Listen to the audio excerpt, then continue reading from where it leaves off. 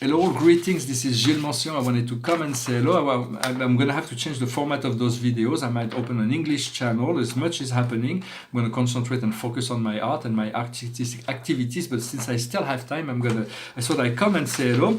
I wanted to speak about unity and diversity today, for we are everything in the universe, the infinity of the cosmos or the galaxy, everything is made on the same model, the same unity consciousness, everything. The electrons are electrons all over the universe, and we all part of that unity. And unity is the most important understanding, that we are one, we are included, we are one with the one, and this is the fight to understand that one is all and all is one. To you are the one is the most important, essential part of all knowledge that will turn into wisdom.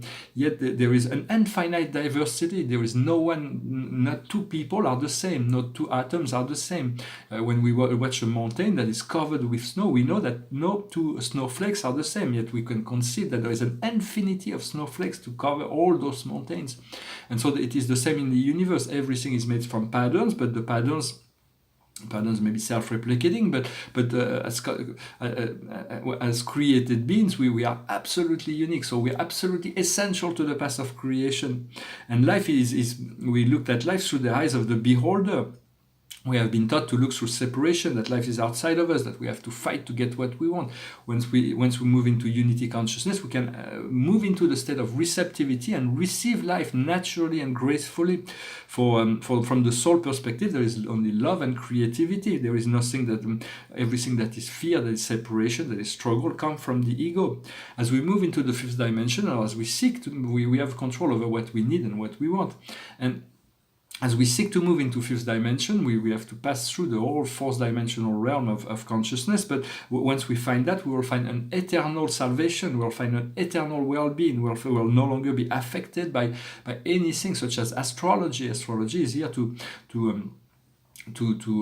condition us, to help us, to assist us for now, for that's what we need. But once we want to be free from the push-pull of the third dimension, to stop the pendulum of duality, to move into the vertical axis of creation.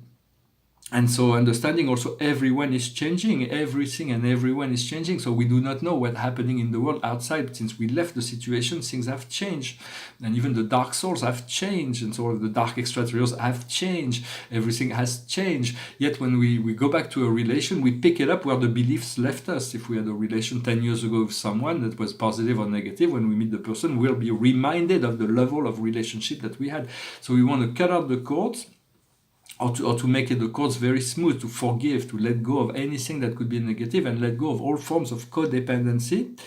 We do not want to rush the ascension. We do not want to rush, for we couldn't rush it if we wanted to. But it's there is a point that the ascension is the integration of the mental and the emotional to move into a space of bliss outside of time. But here on this planet, we are moving we are ascending with our physical body, which is quite unusual.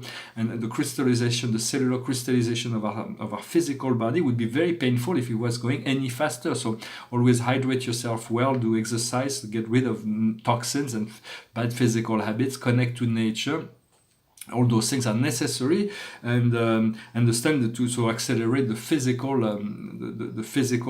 transformation, acceleration for the atoms are being accelerated, and eventually they're going to fuse, move into the light, accelerate to the point of connection with the frequency of light, at which point the light body will ignite.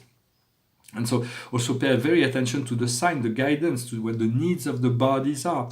For the soul and the soul communication, the dreams. For the soul does not know emotion. Emotions are here to remind us that we are elevated into the joy and bliss of communion with our soul, or we are outside of this alignment.